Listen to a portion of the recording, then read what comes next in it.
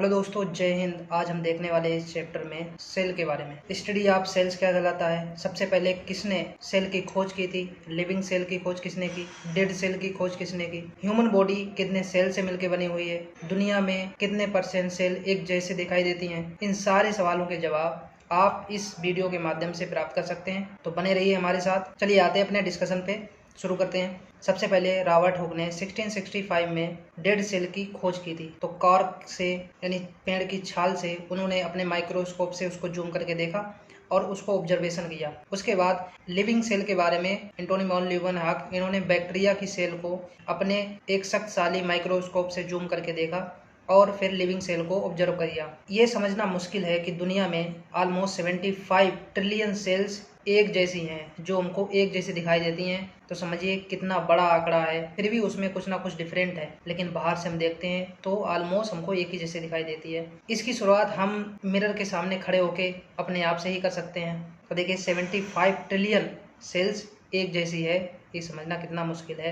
कितनी सेल्स बनती हैं, कितनी डिस्ट्रॉय हो जाती हैं, ये भी एक साइकिल है। एक ह्यूमन बॉडी में कितनी सेल्स होती हैं, इसको जब हम आगे देखेंगे तो इसका जिक्र आएगा, वहाँ मैं आपको डिटेल से बताऊंगा। मिलियंस ऑफ सेल एक दिन में हमारी बॉडी में बनती हैं और हमारी पुरानी सेल्स को रिप्लेस कर देती हैं। तो millions of cells every day हमारी बॉडी में बनती है और जो पुरानी डेड सेल्स है उनको रिप्लेस कर देती हैं। सेल ह्यूमन बॉडी की एक बेसिक और फंक्शनल यूनिट है जो स्वतंत्र रूप से काम कर सकती है। ह्यूमन बॉडी लिविंग सेल से ही मिलकर बनी हुई है और जो भी सेल डेड हो जाती हैं तो उनको रिप्लेस करने के लिए एक नई सेल आ जाती है। आप देख सकते हैं कि सेल्स का साइज बहुत ही छोटा होता है। इसको हम अपनी आंखों से नहीं देख सकते हैं, इसके लिए हमको किसी ना किसी माइक्रोस्कोप की जरूरत पड़ती है। तो देख सकते हैं ऑलमोस्ट सेल का जो साइज है वो 0.1 mm होता है और यहाँ तक कि जो सबसे बड़ी सेल्स होती है, शुतुरमुर्ग के जो अंडा होता है उसकी जो सेल का साइज है वो सबसे बड़ा होता है। और देख सकते हैं उसका जो साइज है वो ह्यूमन के बाल से भी छोटा होता है। यानी अगर हम दुनिया में सबसे बड़ी सेल की बात करें तो जो शुतुरमुर्ग के अंडे में पाई जाने वाली सेल है उस सेल का साइज ह्यूमन के बाल के विड्थ यानी उसकी चौड़ाई से भी कम होता है। तो समझ सकते हैं कि सेल का साइज कितना होगा। ये तो सबसे बड़ी सेल की बात हो गई। और सबसे छोटी सेल का जो साइज होता है 0.01 माइक्रो मिलीमीटर। और एक माइक्रोमीटर में कितने होते हैं, एक माइक्रोमीटर में 10⁻⁻6 मीटर होते हैं। तो समझिए कितना हमको इसको जूम करके देखना पड़ता है। सेल्स बहुत सी वर्सटाइल होती है, वो डिफरेंट बॉडी पार्ट्स में अलग अलग अपना काम करती है। जैसे ब्लड सेल्स में आरबीसी है, वो ऑक्सीजन को कैरी करने का काम करती है। कुछ बॉडी की सेल्स जो है हमारे स्किन का निर्माण करती हैं, यानी हमारी बाहरी चोट फूट और बैक्टीरिया वायरस के अटैक से हमारी बॉडी को बचाती हैं।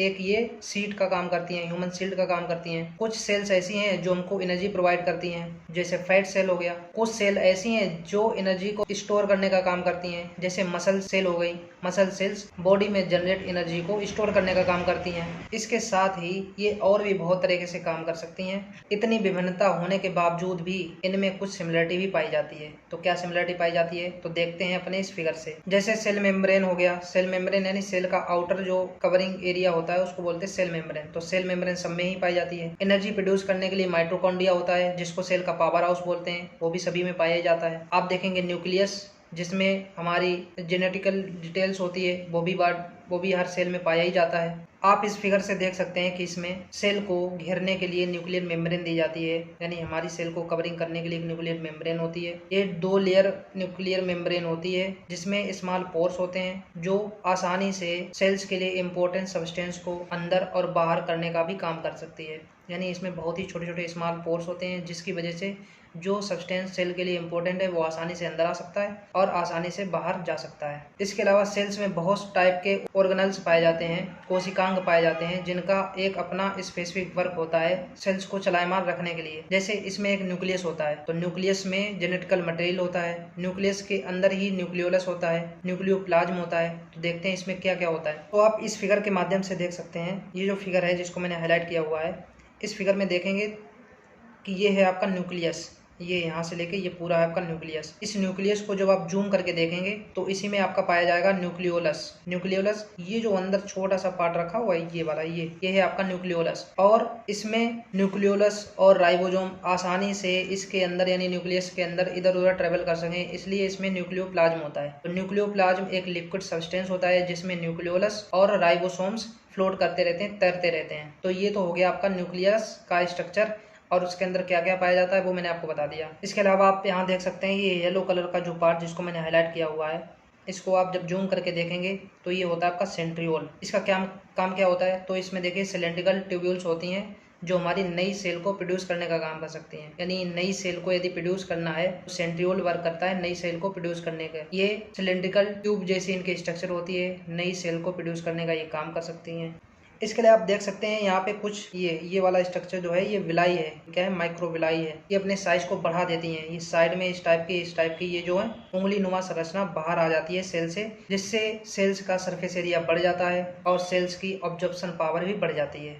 इसके अलावा यहाँ पे आप स्ट्रक्चर देख सकते हैं, ये वाला हल्का सा ग्रीन जो स्ट्रक्चर आपको दिख रहा है ये है आपका गोल्जी एपरेटस या गोल्जी कॉम्प्लेक्स। जब इसको आप देख सकते हैं इसका वर्क क्या होता है, तो बॉडी में इंडोप्लाज्मिक रेटिकुलम जो कि दो टाइप का होता है, एक होता है स्मूथ इंडोप्लाज्मिक रेटिकुलम और एक होता है rough endoplasmic reticulum. Rough endoplasmic reticulum protein को प्रोड्यूस करने का काम करता है। जब ये प्रोटीन को प्रोड्यूस कर देता है तो गोल्जी एपरेटस उसको रीपैकेजिंग करता है और उसको ट्रांसफर करने का भी काम करता है। यानी बॉडी में जहाँ भी प्रोटीन की रिक्वायरमेंट होगी तो सेल्स के अंदर उसको ट्रांसपोर्ट करने का काम भी गोल्जी एपरेटस करता है। इस चीज़ को आप यहाँ से देख सकते हैं। तो ये इसका कुछ ऐसा स्ट्रक्चर है जो आपको ग्रीन कलर से यहाँ पे दिखाया गया है। इसके अलावा आप यहाँ देख सकते हैं लाइसोसोम को। ये छोटा सा मटर कैसे दाने दिख रहा है, ये है लाइसोसोम। ये बहुत ही सेल्स का एक इम्पोर्टेंट ऑर्गेनल्स होता है जो कि विभिन्न काम को करने का काम करता है। लाइसोसोम बहुत ही पावरफुल एंजाइम्स को प्रोड्यूस करता है जो कि हमारे फूड के डाइजेशन में हेल्प करता है, और जो एक्सक्रीशन मटेरियल है जो कि बॉडी से बचा हुआ बास्ट सब्सटेंस है उसको निकालने में भी हेल्प करता है। सम टाइम सेल को ये मैनेज भी करता है। जब बॉडी में कोई बाहरी चीज़ एंटर्स करती है और इसको लगता है कि सेल्स ठीक से वर्क नहीं कर सकती है तो ये अपने आप को ब्लास्ट भी कर लेता है और सेल को ख़त्म कर देता है, जिससे किसी बैक्टीरिया वायरस द्वारा किया गया अटैक अन्य सेल्स पे ना हो जाए, इसलिए ये सेल्स को ही ब्लास्ट कर देता है, अपने आप को ख़त्म कर लेता है। इसके अलावा सेल्स में वैक्यूल्स भी पाए जाते हैं। हालांकि ह्यूमन सेल्स में वैक्यूल्स का साइज बहुत ही छोटा होता है, एनिमल सेल्स में वैक्यूल्स का साइज काफ़ी छोटा होता है और प्लांट सेल में वैक्यूल का साइज काफ़ी बड़ा होता है। जब हम दोनों सेल्स का बीच में कंपेरिजन करेंगे तो मैं आपको इसको फिगर से दिखाऊंगा। अभी आप यहाँ समझ सकते हैं कि ह्यूमन सेल में जो वैक्यूल का साइज है वो काफ़ी छोटा है। काम क्या होता है, तो देखिए खोखले पैकेट की तरह होते हैं जो बॉडी में बने हुए यानी जो सेल्स के अंदर बने हुए मटेरियल को स्टोर करते हैं अपने पास, और जो भी डाइजेस्ट मटेरियल है सेल के अंदर उसको बाहर ले जाने का भी काम कर सकते हैं। ये वाटर को और जो सेल के अंदर बना हुआ इंजेस्टेड मटेरियल है उसको ट्रांसपोर्ट करने का काम कर सकते हैं। आप देख सकते हैं साइटोस्केलेटन, इसका काम क्या है, ये सेल के अंदर इंटरनल फ्रेमवर्क बनाने का काम करती है। और आप देख सकते हैं ये माइक्रोफिलामेंट्स और होलो माइक्रोट्यूब्यूल्स होते हैं जो कि सेल को मजबूती प्रदान करते हैं, या यूं कहें कि सेल को अंदरूनी मजबूती प्रदान करने का काम कर सकते हैं। इसके अलावा यहाँ देख सकते हैं ये लाइसोसोम ही जैसा दिखता है लेकिन ये लाइसोसोम नहीं है। इसको आप देख सकते हैं ये माइक्रोफिलामेंट है, ये हमारी सेल को सपोर्ट प्रोवाइड करता है और कुछ समटाइम्स तो ये सेल की जो आउटर मेम्ब्रेन है वहाँ पे भी आके चिपक जाता है। ऊपर के फिगर में मैंने बताया था कि ये है आपका इंडोप्लाज्मिक रेटिकुलम। इंडोप्लाज्मिक रेटिकुलम दो टाइप का होता है, एक स्मूथ होता है, एक रफ होता है। जो स्मूथ होता है वो हमारी फैट प्रोड्यूस करता है, जो रफ होता है प्रोटीन को प्रोड्यूस करता है। प्रोटीन का वर्क होता है कि ह्यूमन बॉडी में जो टूट फूट होती है या नई सेल जनरेट होती हैं तो उसको प्रोटीन की आवश्यकता होती है, तो उसका काम ये कर सकता है। इसके अलावा आप यहाँ देख सकते हैं कि साइटोप्लाज्म क्या होता है, एक जेली जैसा फ्लूइड होता है जिसमें हमारे सेल्स के अंदर सेल ऑर्गेनल्स हैं वो फ्लोट कर सकते हैं, वो तैर सकते हैं। अगर ये साइटोप्लाज्म सेल के अंदर ना हो तो ऐसे ही मान लिए कि किसी बोरे के अंदर रखी गई चीज़ों को वो आपस में टकराते रहते हैं और टूट फूट भी सकते हैं। लेकिन मान लिए कि जब किसी टैंक में वाटर भर दिया जाता है और उसके बाद उसमें कुछ भी भर दें तो वो आपस में नहीं टकराते हैं। वैसे ही सेल के अंदर जो लिक्विड सब्सटेंस होता है वही होता है साइटोप्लाज्म, जिसके वजह से सेल के अंदर सेल ऑर्गेनल्स आपस में ब्रेक नहीं होते और उसमें टक्कर कोई भी कोलिजन नहीं होती है। सेल को बाहरी सपोर्ट प्रोवाइड करने के लिए यानी सेल बाहर से ढकी रहे, उसमें कोई टूट फूट ना हो, उसको आउटर जो कवरिंग प्रोवाइड करने का काम करती है वो होता है आपका सेल मेम्ब्रेन का। ये सेल के शेप को मेंटेन करने का काम कर सकती है, ये सेल के शेप को रेगुलेट्स और मेंटेन करने का काम करती है। हमारी बॉडी में डिफरेंट टाइप की सेल पाई जाती हैं। अब एक फिगर दिया गया है लीवर सेल का। लीवर सेल को जब हम जूम करके देखेंगे तो यहाँ पे आप देख सकते हैं लीवर सेल यहाँ पे दी गई हैं। लीवर सेल के स्ट्रक्चर को आप देख सकते हैं। ये सेल्स प्रोटीन को, कोलेस्ट्रॉल को और वाइल जूस एंड हमारे ब्लड को डिटॉक्सिफाई करने का काम करती हैं, और इसके लिए इनको बहुत सारी एनर्जी की रिक्वायरमेंट होती है। तो इसीलिए इनके अंदर भी माइटोकॉन्ड्रिया प्रेजेंट होता है, क्योंकि माइटोकॉन्ड्रिया जो है वो सेल का पावर हाउस होता है। तो हर सेल में एक माइटोकॉन्ड्रिया मिलेगा ही मिलेगा, क्योंकि कोई भी वर्क करने के लिए हमको एनर्जी की रिक्वायरमेंट होती है। वैसे ही कोई भी वर्क जब सेल करेगी तो सेल को भी एनर्जी की रिक्वायरमेंट होगी, और उस रिक्वायरमेंट को पूरा करने के लिए माइटोकॉन्ड्रिया सपोर्ट करता है।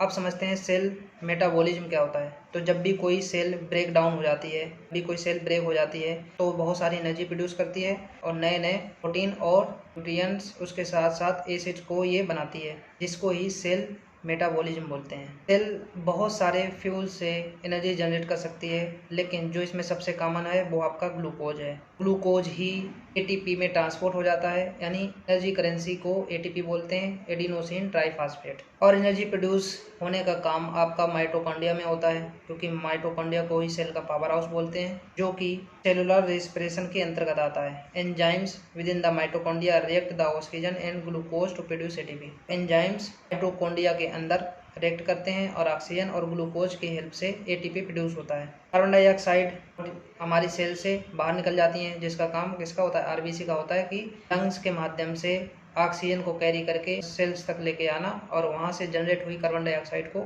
बॉडी से बाहर निकालना।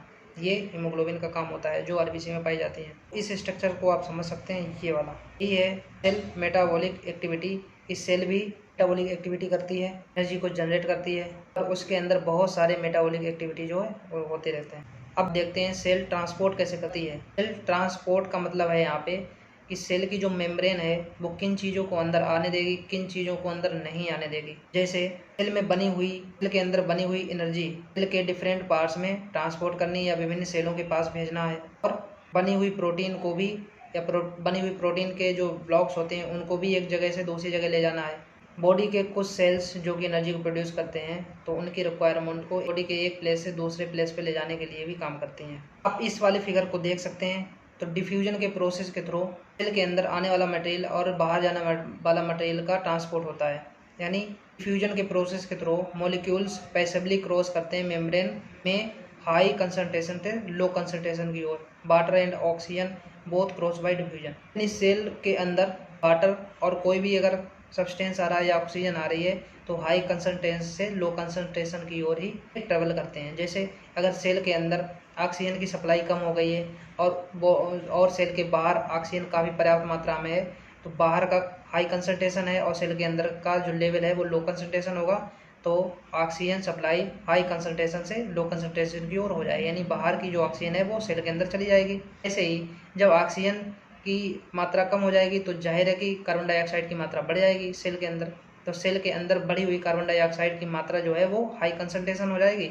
सेल के बाहर जो कार्बन डाइऑक्साइड है वो लो कंसंट्रेशन है, वहाँ से कार्बन डाइऑक्साइड की मात्रा बाहर चली जाएगी, यानी कार्बन डाइऑक्साइड जो है वो सेल से बाहर चली जाएगी और उतनी ही मात्रा में ऑक्सीजन अंदर आ जाएगी।